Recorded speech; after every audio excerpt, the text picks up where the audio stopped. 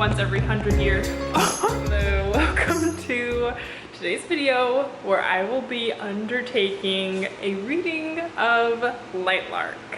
If you are unaware, Lightlark has been well discussed, thoroughly discussed across social media, starting on TikTok, and of course it's made its way over here to YouTube. And it is a YA fantasy novel by author Alex Aster, who has gained quite a following on TikTok for her promotion of the book before it was published. Able to get the book seemingly right when it was first purchased by my library through the Overdrive app on my Kindle. So follow me along as I share my thoughts and reviews while reading the book. I'm not going to go too in-depth into the drama that started on TikTok because I have seen some other videos that I think do a sufficient job of discussing that. But if you want more detail on the content of the book, my rating, and what I thought about it, feel free to stay tuned. So I am at the start of chapter 3. I'm only like 5% in. Got a little pup here. And so far, interesting. We've been introduced to the rulers of each of the 6 realms, all but one, and we've learned some secrets. So the whole premise of the story is that the island of Lightlark appears every 100 years for 100 days, where one ruler from each of the 6 realms in this world must come to Lightlark to compete in attempts to break the curse that all 6 realms are plagued with. This curse has been set for 500 years, and the competition is called the Centennial, hence every 100 years. So there's been a Centennial, or a once every 100 year. Whoever wins the Centennial will gain all the power of whoever established the curse, because the creator or reason for the curse is undetermined. Out of the 6 realms, there is one called the Nightshade, who has the ability to spin curses. So many people in the world assume that the Nightshade people spun this curse across all the realms. And so this is actually the first Centennial that the Nightshade have been invited to compete. Of all the 6 realms, the first one is Wildling, where our main character, Isla or Isla, hails from. She is the ruler. They have power of beauty, and they also have power over nature. The second one is Starling, and so we meet the ruler Celeste, who their curse is that no one can live past the age of 25 as a starling. And this starts the funny usage of naming that Alex Aster does. She's chosen to do quite literal names, which I don't really like. So Celeste for the starlings, like celestial. The next ruler is of the Skyling realm. His name is Azul, blue like the sky. And he's described as having eyebrows larger than his eyes. So that's a little hard to imagine.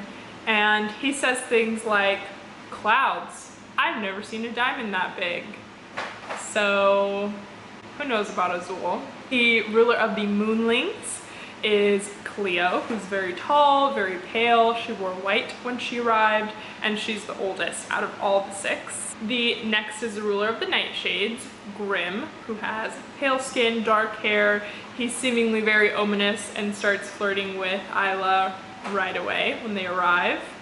And then, like I mentioned, the 6th one we don't yet meet, but he is the ruler of the Sunlings. And part of his curse is that he's not allowed to, or all the Sunlings are not allowed to come outside during the day and get the power from the thing that gives them the most power, the sun. He's the king of Lightlark and the Sunlings. We later learn that his name is Oro, O-R-O. Isla has entered into the island of Lightlark alongside all of the other rulers. They're now entering to their chambers before this whole Centennial competition begins.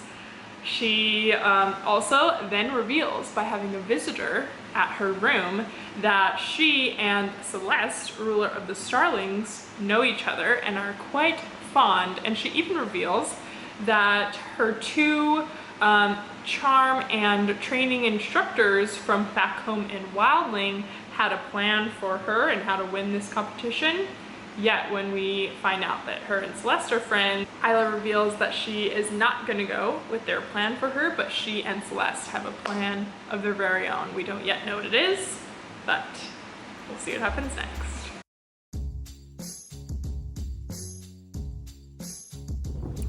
So I first started reading when I was at my lunch, then I worked a bit more. So now Milo and I came out to the dog park. And I will go back, finish up some work for the day, and then resume our reading adventure.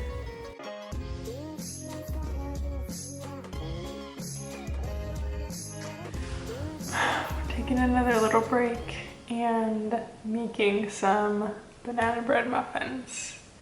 I was just looking up a random recipe for banana bread, and when I saw the website for this recipe, I knew I had to make this one, so we'll see. Fingers crossed that it turns out really good. But the website is slayathomemother.com. Whoever made this is so funny.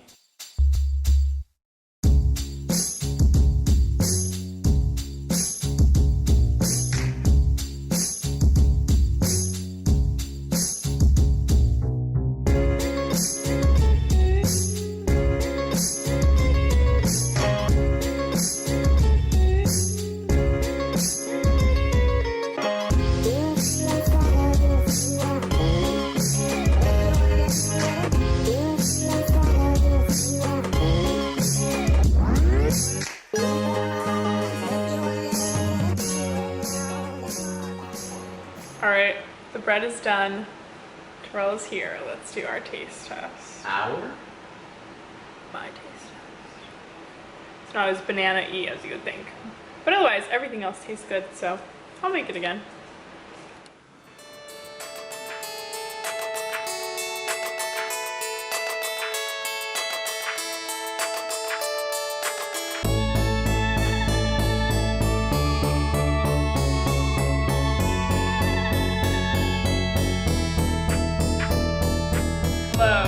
It is day 2 of reading Lightlark. I made it through about 40% yesterday. I didn't get to read for as long as I normally would yesterday because I was doing banana bread making, and then I had to run some errands in the evening. So today, hopefully I'll be able to read a little bit more.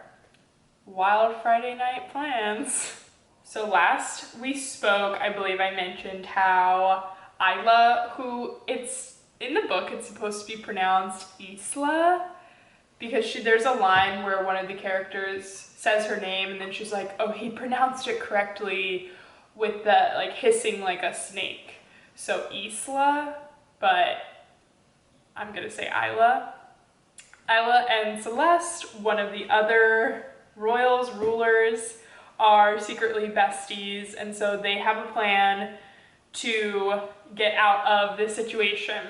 So we now finally have been revealed what this plan is. So in this world that they are in with all the realms, there is this thing called the bond breaker.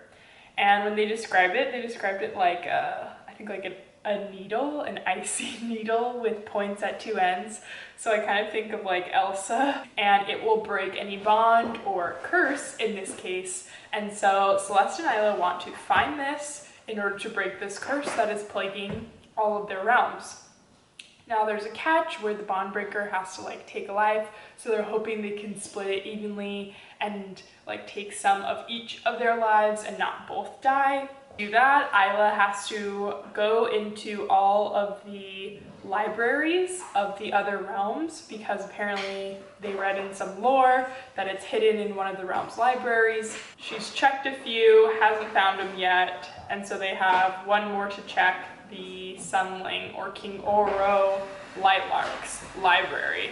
Separate from that, of course, there's like multiple plot lines happening at the same time. We are starting our centennial events, which The book was touted as a Hunger Games, you know, sort of like Hunger Games meets A Court of Thorns and Roses. We'll leave A Court of Thorns and Roses alone for now. But on the Hunger Games, this kind of parallels both the events that they did in the large stadium, but also the sort of competition that they did in the private rooms with like the funders basically of the districts. I'm forgetting what those events were called, but like when Katniss had to shoot the arrow, or she didn't have to, she shot the arrow into like the apple in the pig's mouth with all the game maker and all that stuff. If you know, you know. But it's kind of both of those events combined. We've also learned that there are 3 rules for every centennial. The first rule is a ruler can't kill another ruler within the first 50 days, because it's 100 days long. Second rule is all rulers must participate in every centennial event. And then the third rule is that no ruler can have an heir, because one ruler has to die with the centennial. They want it to end the bloodline.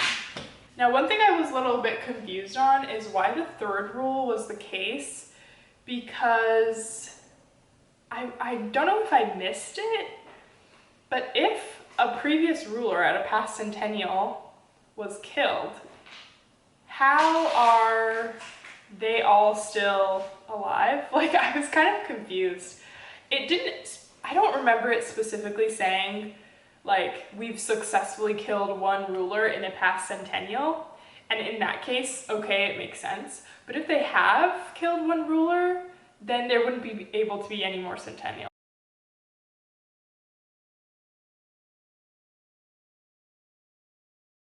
All right, we're finally gonna sit down and talk about the second half of the book and everything that happens. The next things we learned after what I just shared is that throughout the competition, all rulers are paired. There are 6 of them, they'll be in 3 pairs naturally.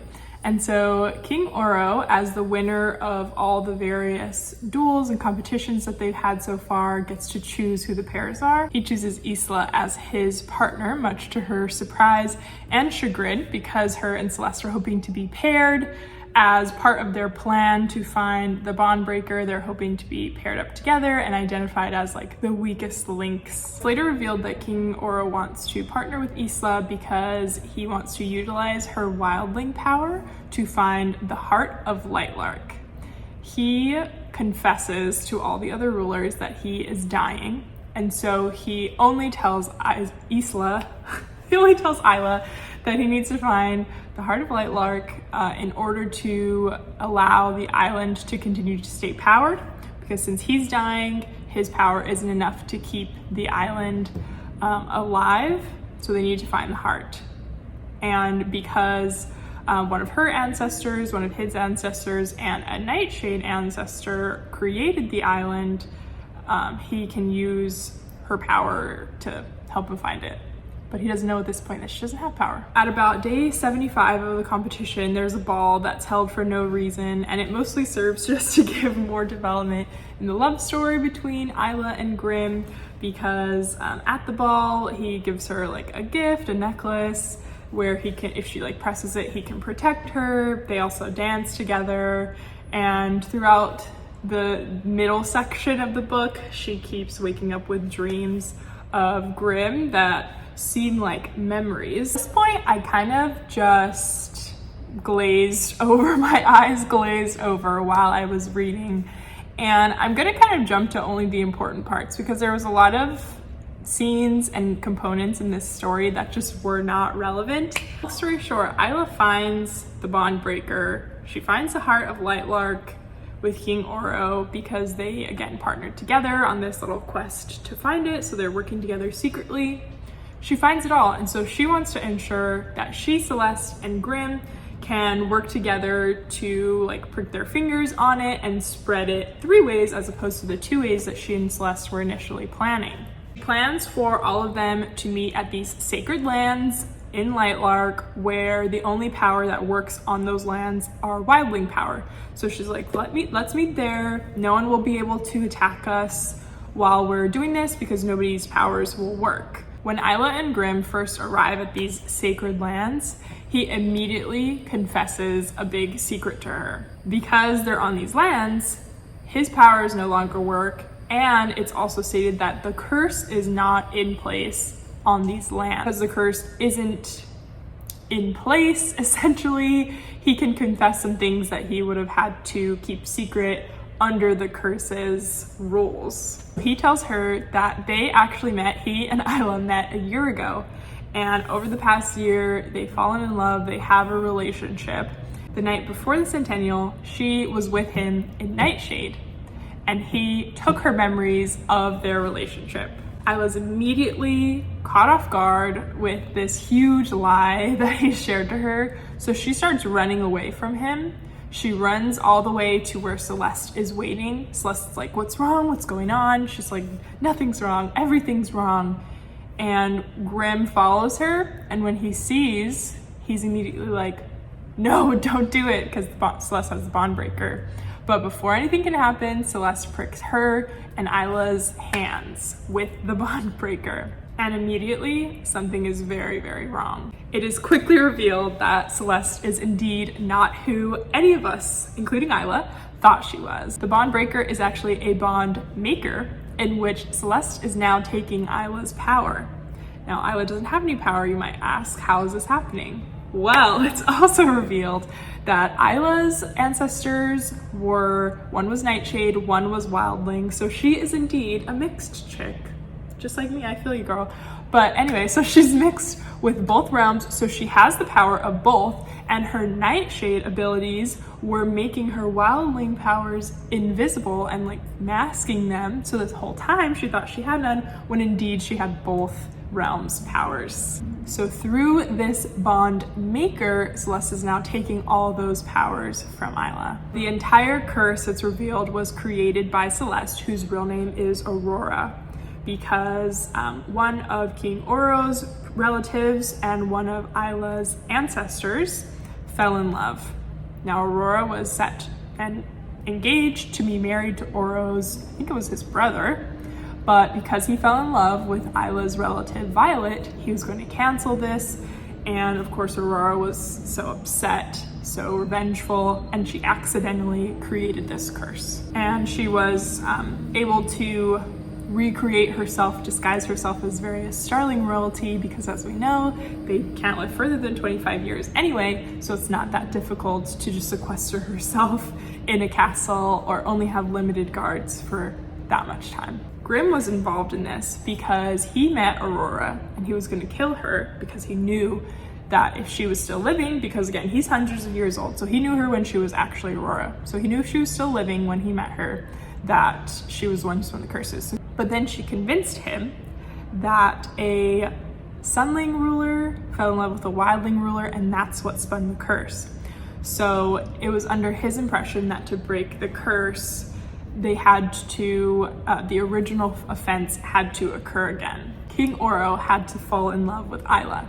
And he knew that since he and Isla were in love, she would never agree to this. So he took her memories of them so that she would fall in love with King Oro. After many events, Isla is able to overtake Aurora, and Aurora is falling down this pit into the center of Lightlark, and Isla overpowers her, breaks the curse, but she's also starting to fall down this pit before a branch or vine reaches out and catches her. Now it lifts her back up, and she's unable to use powers at this time because she's like so disoriented at falling. So she's lifted up, where she then sees that King Oro has her Wildling power. And if I hadn't previously mentioned, one aspect of falling in love with a Wildling or having a Wildling fall in love with you is that you take their power. So through this reveals that King Oro loves her, and apparently she loves him as well. I'll get to that in a second. So shocked at this kind of confession by action of love, Grimm disappears, and the story ends with Isla and King Oro back at his castle, and they're like having a love moment where they're like, you know, saying, oh, never let me fall again, I'll never let you fall, and like professing their love for each other in a certain way. And it was terrible. Now, overall thoughts. I think the ending was so bad. It was like so random that Isla and Oro ended up together. I do think Aster is setting us up for the next book. This is where the ACOTAR comes into play. I think she's setting us up for Isla and Grimm to have a reconnection in the second book. But the way that Oro and Isla got together just makes zero sense. And what makes it even worse is, in the last scene, Oro and Grimm come to try to rescue Isla from Celeste/Aurora with this bond maker. While they're there, Aurora is like, oh, and you managed to make the king fall in love with you. And then Isla's like, what? Oro is in love with me? She must be mistaken. He's not in love with me. And never once did Isla confess or share thoughts that she was like feeling this deep love for Oro like she explicitly did for Grimm. So it was so weird that one, she didn't even know he liked her and she didn't confess to these feelings, and yet they're ending up together. It's really weird. Just more overall review. So I think all the characters could have been written better, but especially our main character, Isla. It's stated multiple times that she's this warrior, she's a temptress, you know, it says like, I am a temptress, and all these things, when never in the book does she actually tempt anyone. I don't want to ramble, but pretty much all of the characters, there was things stated about them, but we were never shown how they were actually these things. I will also say it was so cringe for Grimm. Isla was calling him a demon. They're talking about how terrible the Nightshade people are. Isla was voicing her thoughts, and Grimm stated about himself, like, thousands have died at my hands.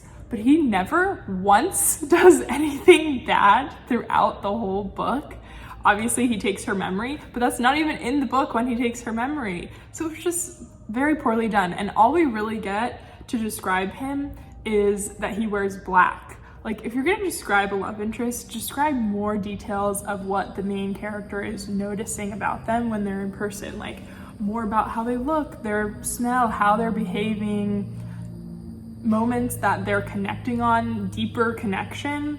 There was like no deeper connection. It was all just physical attraction. There was nothing that led me to understand why they would feel a connection for each other.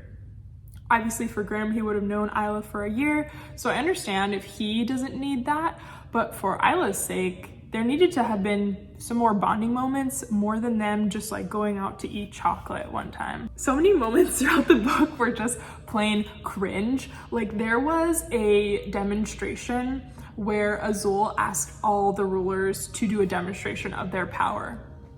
Now, of course, Isla was panicking because she's like, oh, I don't have any power. And she's like, Poppy and Tara had prepared me for this, but nothing was ever sufficient. Like, basically they didn't come up with a plan for when she would get to the Centennial and they would ask her this. Which, one, how do you never think of any plan if I don't even know how old Isla is. It doesn't really specify, I don't think. I'm assuming she's like around 20 or something. But how do you go for 20 years and you never think of one plan? I don't understand. Like, at least like have a bag on you all the time with like flower petals where you can do like a puff. Like, anything would be better than what she did. But all the rulers are doing these amazing demonstrations. They're gilding tables. They're making the ceilings crack. They're making clouds form. They're doing firework displays, all with their powers. And what Isla decides to do is stand up. She blindfolds herself. She takes a throwing star and throws it at King Oro to knock his crown off his head.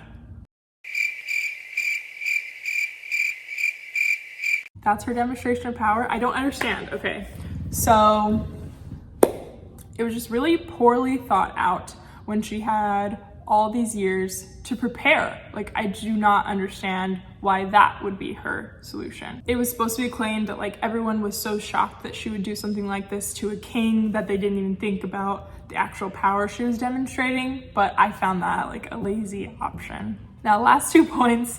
One thing, I was very disappointed by how many times I was reading and I found such blatant similarities to writings from other authors. I'll give one example that really stuck out to me immediately. There was a line where Isla and Grimm are having an intimate scene expressing like their feelings for each other, And the line is written, "And something about it all was so familiar, like falling asleep or humming to the rain or breathing." And immediately when I read that line, I was like, wait, this is so familiar. What does this remind me of?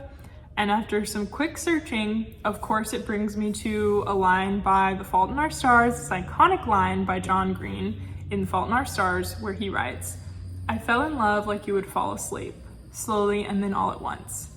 And this line was so iconic. I know this was probably whether and top of the mind for Aster or in her subconscious, but I think that editors could have noticed something like this and just made it a little bit more unique. I think sometimes it's good to play on popular quotes, but I don't know, I didn't really love that one. The last thing I'll say, because I could ramble on my thoughts forever, is that I thought the plot twist with Celeste really being the villain was not very well done. In the actual moment that Celeste/Aurora was revealing her plan and telling the whole story, it was very cartoonish villain, where she essentially was giving like a monologue of all the work and effort that she'd done over the past 100 years and why this was the case, and explaining how Grimm was involved. It was so cartoonish monologue that it was kind of flabbergasting. So overall, I'd say this is a 2-star read for me. It's not 1, because 1s are kind of like my DNFs and just like really terrible. I was not that impressed with this book, but I would have some hope, a little bit of hope for the next one. I might read it. So I'm gonna give it a 2-star. Hopefully Aster is able to take all the input and thoughts from readers for this first round, because I think she already has plans for a second one. But I hope you enjoyed this. Please do let me know if you've read the book yourself or if you're hoping to read it. Hopefully all my spoilers didn't turn you away. But yeah, it was an interesting read, and so I will catch you on another video another time soon. Bye.